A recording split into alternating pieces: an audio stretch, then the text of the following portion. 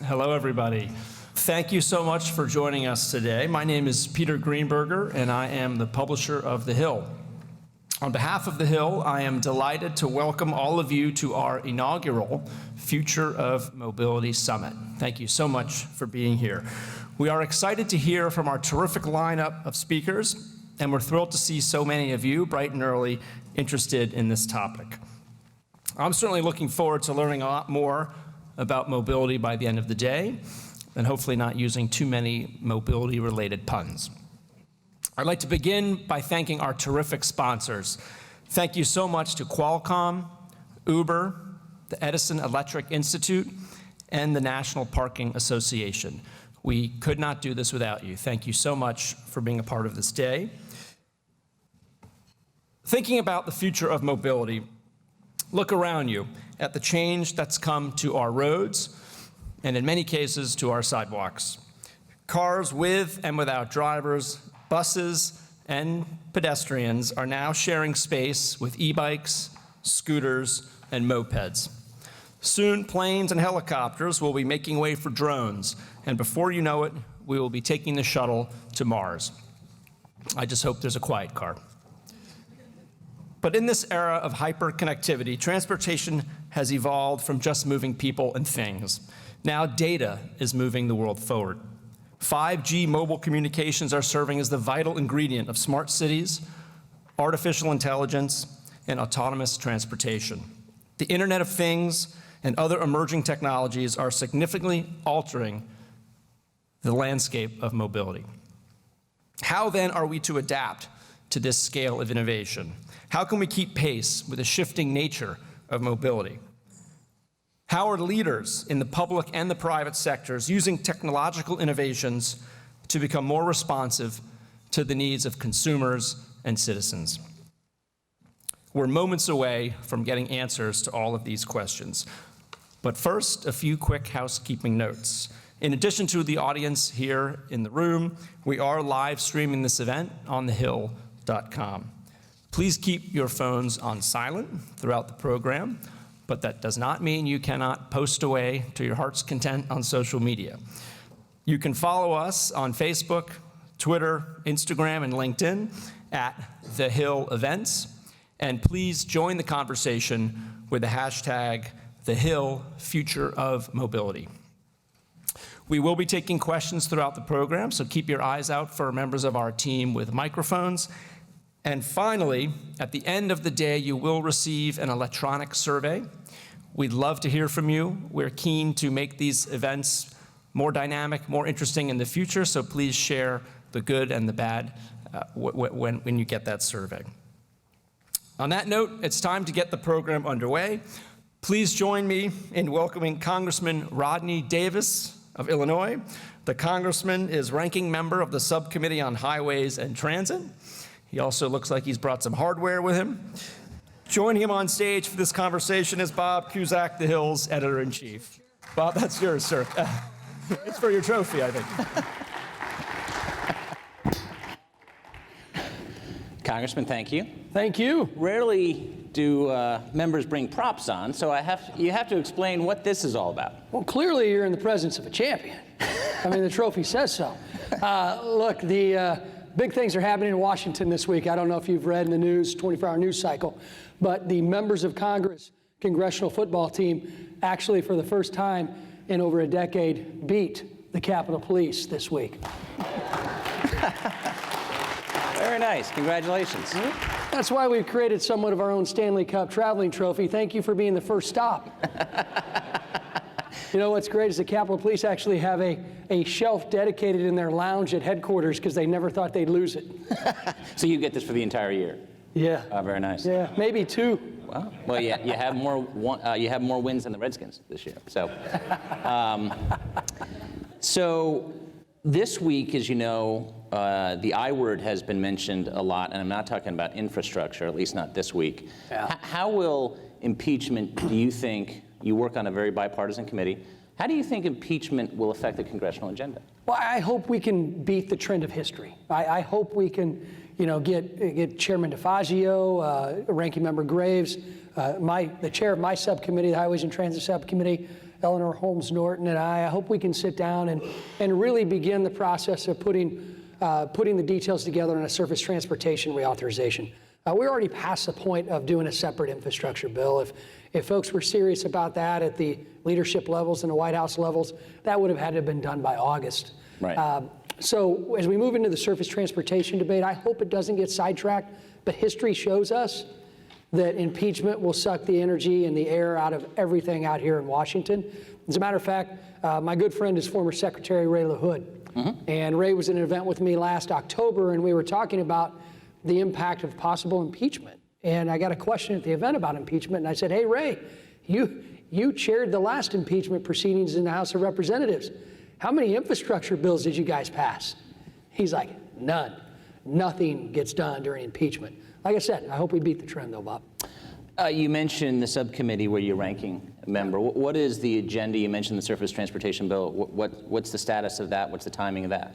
Can you give us our due on that subcommittee? Could you possibly introduce it as the largest subcommittee in Congress? It's pretty good. With the coolest ranking member? And you actually passed, and you've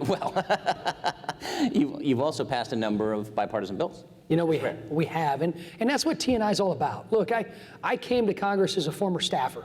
So I used to work on, I was out in the district for 16 years. I used to work on a lot of issues related to projects, transportation, from the constituent side all the way up to the policy side, back when they had the evil earmarks. You know, that's something that I learned. I want to come to Washington and work on the committees that are known for bipartisanship. That's why I asked to be on T&I. That's why I asked to be on the House Agriculture Committee. Those are some that we have a history of working together. And none other than T&I. And I also got to give our former chairman, Bill Schuster, he's the one who created this football game too. So when you see Bill, tell him thanks, but we got the trophy again. He can hold it once in a while. But the T&I committee and even the subcommittee on highways and transit, we've already shown we've already had a good number of hearings and a good number of roundtables to address some of the mobility issues that many of your attendees here are most concerned about. I think that's a good thing. I think that's what's going to allow us to break the trend of not getting anything done during impeachment. How has the bipartisan changed, if at all, since the House flipped to Democrats? Well, I certainly do miss being able to go to the leadership and actually get something on the agenda. That's a change. But I got to be honest with you, my district in Illinois was drawn for somebody like me to never experience the other party getting the speaker's gavel. But we beat the trend. And I can tell you, I feel like I'm no different in the minority than I was in the majority because I've got a history of working with all sides. Got a history of helping the members on the committees that I've served on with major legislation. When they were in the minority, I helped them get their priorities passed in the majority because I helped make them our priorities. You can go through a list of many of the members on House Agriculture Committee or the T&I Committee, and I can give you a handful of examples of my Democratic colleagues that can tell you where we work together to get their priorities into either the Farm Bill or Surface Transportation Bill or a water bill. That's what I came to Washington to do. Some of my best friends are on the other side of the aisle. Especially my co-captain, Jimmy Panetta. Again, I don't know if you guys know, we won a football game. On the transportation bill, infrastructure bill that has, the running joke is Transportation Week, but you think that has no chance now to actually move. And have you talked to Democrats? Because Chairman DeFazio, at least earlier this year, was talking about moving a bill through the House. I talk to Chairman DeFazio on a daily basis. He's a great guy. He's a good friend. I just may have a disagreement on what they'll be able to accomplish, just utilizing my experience in the majority. It is different in the majority. The most unifying thing to happen to a conference of either side out here is to spend time in the minority. It really is. They're running into many of the same problems that our majority ran into, where you have a certain small group that can affect how you govern and what you put on the schedule. Frankly, I don't think Speaker Pelosi at this time had thought about getting to a formal impeachment inquiry at this point in time, but she was forced. I mean, that's the problem in today's day and age with social media, with the 24-hour news cycle, not focusing on the things that we do together. And that's why I like events like this. We can focus on successes. We can focus on bipartisanship. But in the end, if what everybody sees on social media or what everybody sees in the 24-hour news cycle is us fighting each other, then the American people, the average voter that doesn't look at politics and governing as their religion, they step back and they're just turned off by it. They don't then ever get a chance to understand what's good and what we are doing out here in Washington, D.C. And that's a testament to where we have to do a better job as members of Congress to go out and explain why we've seen bipartisan successes, where we've worked together. But I can tell you from my days as a staffer, where I used to watch my boss come home and explain what was happening in Washington, I spend a lot more time actually explaining what they may have read online or on social media is not true. Mm-hmm. When you, at home, what are people talking about? A lot of members that we've talked to over the last several months have said they're not talking about Mueller investigation. They're talking about transportation, the future of mobility, traffic. You know, I hear a lot of discussion about infrastructure, but I think a lot of that has to do with the fact that that's my interest, that's my committee. Those are the folks that want to sit down and talk about where they think I might be able to make a difference for them and their communities and helping to implement their long-term infrastructure strategies. And that's good. That's why I got on this committee. I want to address those issues. But at home, and I'm in a targeted district, so my district, it's a 50-50 district. I know no matter what decision I make somebody mad. So you just better make sure that you're able to go home and justify why you made that decision. But you got the far right that will talk about how they believe I might not be with the president enough. And then you got the far left who just says, you got to get rid of this guy.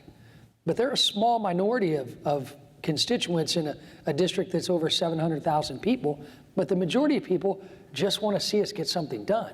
Mm-hmm. And they want help working through federal agencies. But infrastructure is a big issue. I don't hear anything about the Mueller report anymore. I had one of our public forums a couple of weeks after the report came out, and not a single question about the Mueller report. So it's the issue of the day. Whatever's on the 24-hour news cycle, it's like, sometimes you feel like it's Squirrel, the dog from the movie Up, boom, back forth, like a trophy. Going back to Chairman DeFazio, you say you talk to him a lot. I do. Speaker Pelosi, obviously. He may not want to talk to me as much, but I talk to him a lot. She controls the House floor. Do you think, from talking to DeFazio and others, that Democrats will try to move something through committee? Well, eventually we're going to move something through committee at the surface transportation level. Mm-hmm. But the key is, what's their leadership going to do? We've had many bipartisan bills go through our committees already, be it for prescription drug issues. We've had bipartisan bills to address other major issues, but by the time the bill gets to the floor, it's a different version, and it becomes more partisan. Many of the bills that we've seen pass out of the House of Representatives had other bills that had bipartisan support that did the same thing that would have addressed many of these important issues in a bipartisan manner. But I believe leadership said, no, we want to do it this way. And they changed the bills before that. Absolutely. I lead the House Administration Committee for us in the House of Representatives. I've got 3 Republicans on the committee. I've got the largest subcommittee in Congress with 59 members, where I'm the ranking member on T&I. And then I also am the lead Republican on a full committee that's the smallest in Congress. We have 6 Democrats and 3 Republicans. And the Democrats ran H.R. 1 through House administration. Mm-hmm. It was a 600-page bill that went through a 9-person committee. And not one of our amendments, even they were as good of election policy changes that should have been bipartisan as we could have gotten, not one of them passed. And that showed me early on that this bill was a lot more about messaging than it was about actually governing. And that's what I'm afraid leadership is pressing these committee chairs to be able to be much more partisan than even what I know somebody like Chairman DeFazio would want to be. Is it just, you mentioned social media and the media cycle. At one point, Speaker Pelosi, Senator Schumer, President Trump agreed on a $2 trillion bill. Now, a lot of people thought that was unrealistic. But going forward, Can a large bill move through Congress, whether it's in the next Congress, not this Congress, because obviously 2020 has already started, we have impeachment, and how do you pay for it? Well, that's the key. How do you pay? You know, if it's a large separate infrastructure bill, it's a lot harder to utilize the existing pay-fors. But if it's in Congress, it's pretty easy to focus on, like on T&I, you know, we've got the pay-fors in the surface transportation bill, so we can debate what that looks like. And I think we need to diversify it. Frankly, how many of you drive a fully electric car? We got one freeloader? Not many. One freeloader? Is that it? Two? Hybrid doesn't count. You will when you have a car. All right, we got 2 freeloaders, 2.5 freeloaders. You know, I appreciate you buying electric vehicles because, frankly, Rivian is a company that's going to invest in making electric vehicles in my district. But right now, you pay 0 into the Highway Trust Fund. At some point, we as policymakers have to be serious about putting a diversified portfolio together that makes a highway trust fund much less volatile and able to sustain itself as a user-pays system. I sat down with a group of engineers yesterday, and I always ask folks, how many of you raise your hand if you want me to just raise the gas tax? And when I first got here in DC, man, that whole room would go up. People wish they had a third hand. They'd jump up. And now it's more of a, hey, hang on, that can't just be the solution. And I reminded them, if you think just raising the gas tax is a solution long-term to actually fix the volatility within the Highway Trust Fund, that's like me asking you to engineer a project half-assed, because it's not long-term. You want to engineer it right. You want to make sure that that project is lasting in perpetuity as long as the life cycle of that project exists. Then you got to view us as policymakers in the same vein. If you want us to fix it, if you want us to get people to have the courage to stand up and vote to make the changes necessary, then we've got to address the long-term volatility issues and not just look at the revenue numbers. You know, I want to bring electric vehicles into the mix. People have told me, well, that's not going to bring a lot of revenue in. Well, duh, I know that. But do you think it'd be easier to find a revenue source for the Highway Trust Fund when more electric vehicles are on the roadways? No, it becomes politically less viable. So now's the time to talk about it. Where do you see technology and automated vehicles? Where are we going to be in 5 to 10 years? Now, everyone got here a certain way, mass transit, cars, traffic, a lot of traffic. Where do you talk to these stakeholders all the time? How is this a revolution that we're going to see over the next decade? Well, I think it's a revolution that will not be one that happens overnight. It will gradually come in, just like technology in vehicles now. You know, there's so much more automated technology. The first time I drove my friend's Ford Explorer a few years ago, I thought it broke down on me when I had the cruise control set because I got too close to the car in front of me. Like, why is this stopping? Why is this slowing down? So it's technology like that a few years from now, we don't know exists, but will be part of our everyday options on whatever vehicle we choose. But there's a distinct difference in the success of automated technology and mobility in urban areas versus many of the rural areas that I serve. Many of the rural areas in 10 years are going to look exactly the same. They're going to be utilizing the same modes of transportation because we don't have the investments in mass transit. We don't have the options to do anything but drive from point A to point B. But when you look at mobility when it comes to delivery systems, drone activity, I think that's something that we've tried to take the lead on with our service on drone issues to create somewhat of a micro drone category to allow the FAA not to have control or a permitting process over hobby aircraft or aircraft that would reach a certain level, because we want to make sure technology is utilized in a way that also protects the safety of our transportation system. I think long-term, because of the shortage of truck drivers that we have in this country, you're going to see the biggest changes when it comes to freight. Hyperloop, I hope, is going to start their test facility in the Midwest, and I would love for them to begin looking at a Chicago to St. Louis corridor. Just so happens my district's right there. Amazing how that works. Yes, I am advocating for something that would go through my district. Is that a campaign violation? Let me know. Let me know. So this is something that I think would start with freight. Now, we envision Hyperloop as kind of like the Polar Express vehicles. You know, get in, you're at the North Pole and done. But it's going to be moving soybeans before it moves people. So if that technology is proven, that's something that can change the direction. But when you look at freight now and the lack of truck drivers, the lack of a workforce, that's where automation is going to come in. And I believe when you look at freight moving in this country in the future on our roadways, you'll see automated lanes on our interstate system that will then become non-automated when you get a truck driver that drives at the last mile into the delivery spot. And it becomes easier then to recruit people to drive since they're just driving within their own communities. Grade the Trump administration as far as transportation. Is there more that they could be doing administratively? I have yet to meet an administration that I've worked under as a staffer or as a member of Congress that can't do more. Mm-hmm. What would you recommend? Listen to me. And put things in your district. Yes. Right.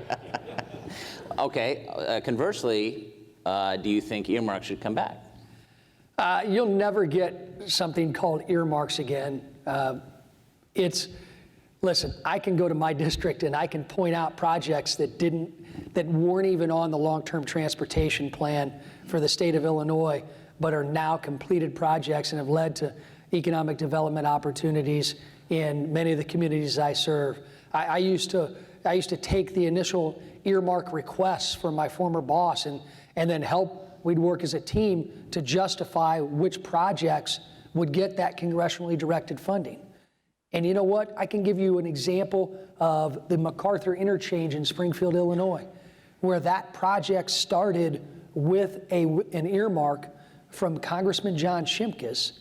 And now that project is the centerpiece in an economic development area that's continuing to grow for Springfield, Illinois. And if you're not just talking economic development, but talk safety. I was in a car accident. I was the third car in an accident on December 23rd, 1992, on Illinois Route 29 as I was going to my job at the time in Springfield from my hometown of Taylorville. A young lady slid on black ice and hit the car in front of me, and her collided, and I was hit with debris as I was going around it. The young lady that was sliding down the road was killed. But her death created an opportunity for her family and community leaders to put together a group called Project 29 with the goal, Bob, of moving that 2-lane highway and that 18-mile stretch of 2 lanes into 4 lanes. And in 1998, the first ever federal investment was made because of an earmark. It was $1.725 million, which is not going to lay 18 miles of roadway, even back in 1998. But that first money was dedicated. And it was right after that project was removed from Illinois' 5-year plan. That forced Illinois to put that project back on the plan. Then they had a capital investment bill called Illinois First in the State House a few years later in 1999. And that project inched itself forward to where it was finally completed in 2016. But it never would have started without that initial investment of federal dollars to show the state and to show our leaders that this was a priority of the constituents in that district. We've got a few minutes left. I'm going to open it up for questions for the audience. If you have a question, raise your hand and just wait for the microphone to get to you. And if you can identify yourself, that would be. And Bob, can you let them know, hey, if you want to come, if your question is you want to come up and touch the trophy, I'll stay afterwards, let you go ahead and get it. It's okay. Up here.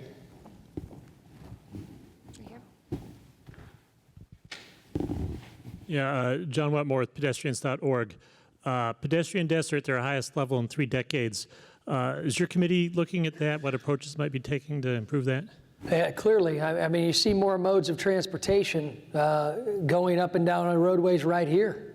Where I live, I'm not used to the bike path being in the middle of 4 lanes of traffic. I'm not used to looking left. And frankly, pedestrian traffic in many of my areas is not an issue. I don't know anybody in my district gets a ticket for jaywalking. I don't know anybody in my district that really thinks we have to walk in the crosswalks only. But out here, it's a safety issue. In the large urban areas where you see more pedestrian traffic, we've got to be more cognizant of what's happening. And with automated technology, That's something that has to be taken into consideration. The answer to your question is yes. It's one that I enjoy being able to tackle because it's not something that my constituents in much of my district face, but it's an issue that's very important to America. And it's another good reminder that I talk to my constituents about when they ask me to fix a problem in Washington. I've got to remember that everything I do, every word I put on a piece of paper called a bill, just doesn't affect my district. It affects the whole nation. So the answer is yes. We're going to make that part of our surface transportation debate, and I would value your input too. We'd love to sit down. We have time for one more question.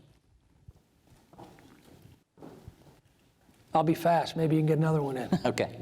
Great. Thank you for your comments, sir. I work in the electric vehicle space. I've been in it since 2012 as a product developer. Do you drive one? Not at the moment. Oh, semi. I had one.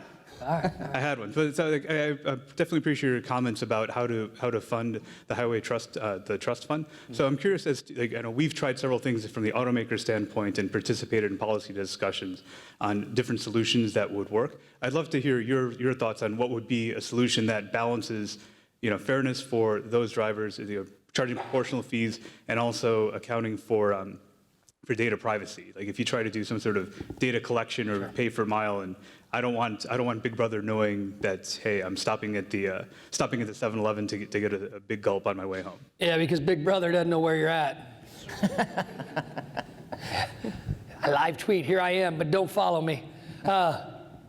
Listen, I thought I would get a short answer, but I can't. That was a very good question. I apologize. I was going to try and get to you in the purple tie. They give me a couple extra minutes. I don't want to get you all off schedule.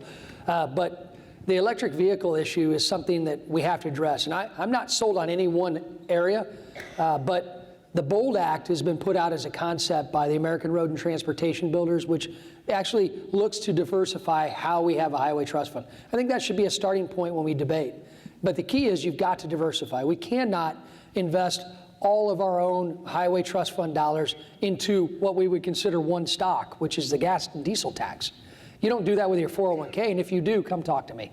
I'll make sure you change that. So we've got to diversify. Emmanuel Macron does not want a fossil fuel burning vehicle on French roadways in 10 years. That's his goal. And we think, oh, it's France. Who cares? You should care. Because if he's even half right, if he's even half successful at accomplishing that goal, that's going to have a tremendous impact on how we move freight here in the United States of America and how we move people. And we all believe, I don't think there's anyone that would disagree with me in the room. Raise your hand if you do disagree with me in the room. We are going to have more electric vehicles on the roadways in the next 5 to 6 years. It's a given. And I, again, hope we sell a lot of Rivians. That means my constituents have jobs. And yes, I'm a homer for my district. I want to sell more electric cars, but I also want them to pay. Now, you mentioned the VMT. The VMT brings up a lot of privacy issues. I think the issue with the VMT also is two other issues.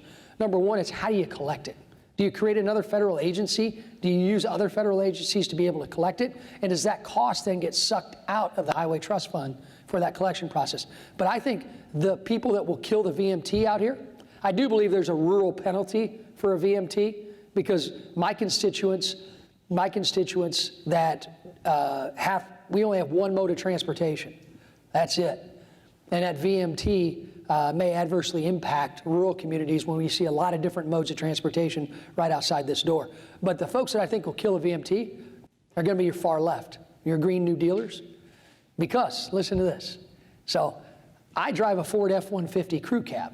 I mean, I lay asphalt in the Highway Trust Fund every time I fill up. You give me a VMT, I can jack that truck up and put 36-inch tires on it, and I'll pay the same as your Prius. There is no way they're going to allow a policy like that to go through without trying to charge an extra fee to a vehicle like mine, which will cause an uproar in the red states, and it'll never pass.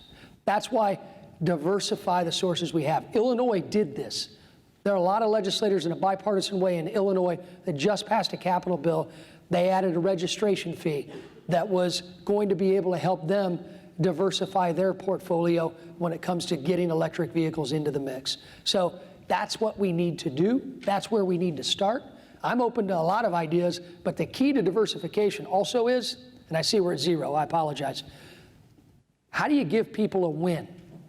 Do not underestimate the power of somebody that serves with me to be able to go back home and say, yeah, I didn't like everything in that bill, but here's what I did to fix it.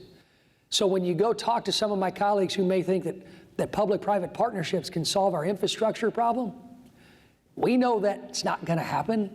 We know that can't work everywhere. But why can't that be a pie in the 401k of the Highway Trust Fund? And why not give them a chance to say, this is what I did? Never underestimate that when it comes to getting votes for bills that you think in a room like this won't be controversial, but trust me, it could be. We have run out of time. Please thank the congressman and his trophy for joining us this morning.